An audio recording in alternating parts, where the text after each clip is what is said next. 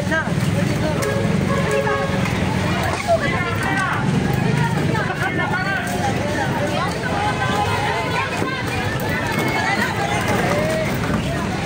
Oh, double time dito! Double time!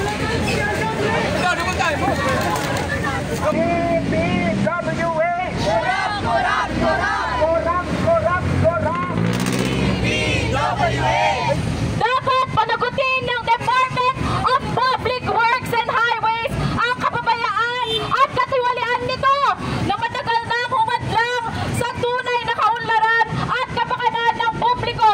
Mamamayan ay tumitindig, ipinapahayag, inirerehistro ang matinding galit